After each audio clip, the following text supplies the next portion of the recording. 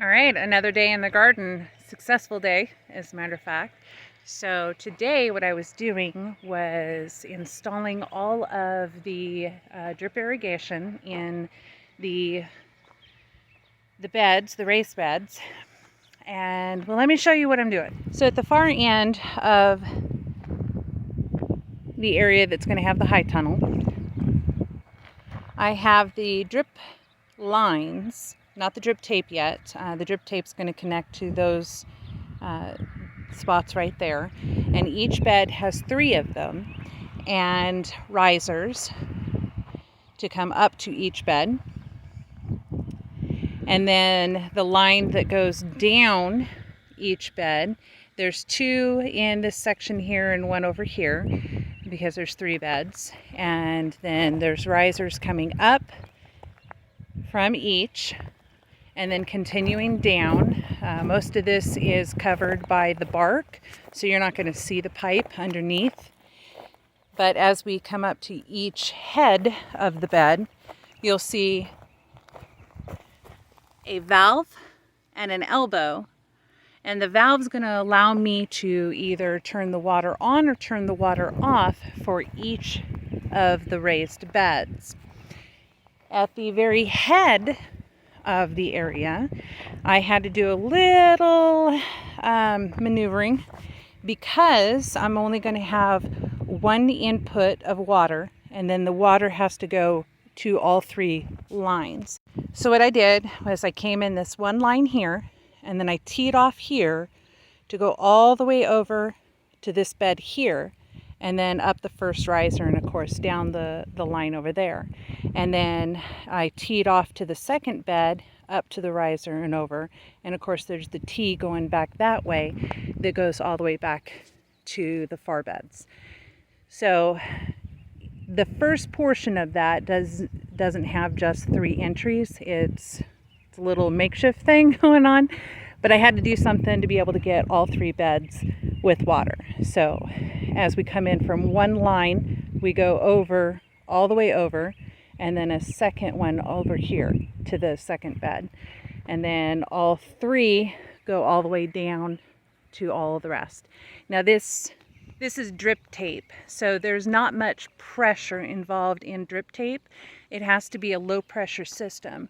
So it flows through the pipes into the drip tape, and from the drip tape it just slowly drips out at the root level of the plants. You can see Angel over there. She's out eating all the weeds still.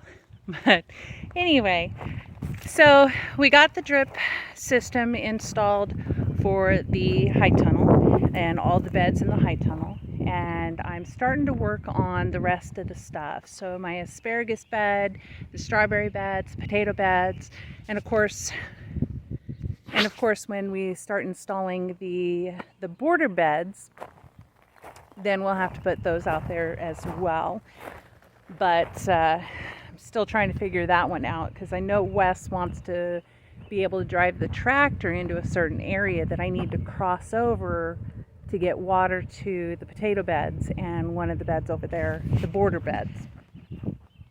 So this is the area right back here that I need to have water going from here to there, and Wes needs to be able to drive that area. So I need to figure out how to do that without destroying my pipe every time he drives over it. I'm thinking of probably putting maybe some metal conduit down and then running the pipe in the metal conduit. That way when he runs over the metal conduit, it doesn't destroy the irrigation pipe. I think I might run that by him and see how he feels about that. But anyway, this needs water over here, and this needs water over here. So we got to figure out something to get the water over there without destroying everything with him driving over it. The only other spot that has irrigation crossing a driveway is up by the horse area, and we don't enter that with the truck or the tractor very often. It's maybe 3 or 4 times a year, so that's not too bad. But the area over here where Wes is going to be driving the tractor a lot is where my compost bin is. And I need to be able to get the compost bin turned every other day. So that definitely is a must. As we're working outside, I have been hardening off my plants. Some of them haven't started yet. They're just a slower germination. Others have. But I've been actually leaving them outside now most of the day and all night because the nighttime temperatures are now in the mid-40s. My clematis is blooming. There's a bunch of little, you can see all the little blossoms about ready to open. This thing's going to be gorgeous.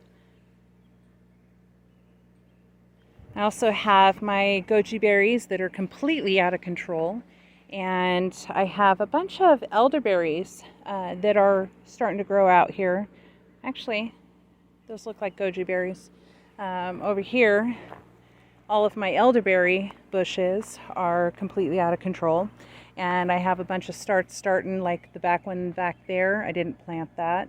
And then I have some that are popping out the bottom through here, which means it's just propagating by the root instead of seed, which is fine. We'll just dig them up and transplant them. And then I have my arch started. You'll see what that's going to become eventually. It's going to be beautiful.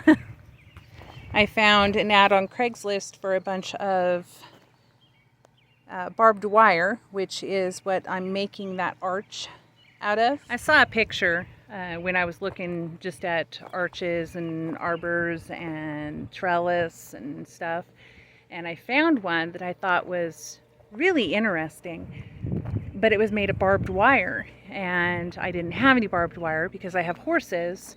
We don't use barbed wire, so I had to go find barbed wire, but I did, and the gal was super awesome about it. Really good price on it too. If you were to buy it, and it was brand new, just never been used, the whole line. And if you buy it brand new, you're going to be paying like $125. And I got it for $75, so it was a really good deal. Brand new. I thought it was a good deal. But we're going to start building that as soon as all the irrigation is done. That's top priority, only because plants need water. While we've been out here working, we have put together the arches for the high tunnel.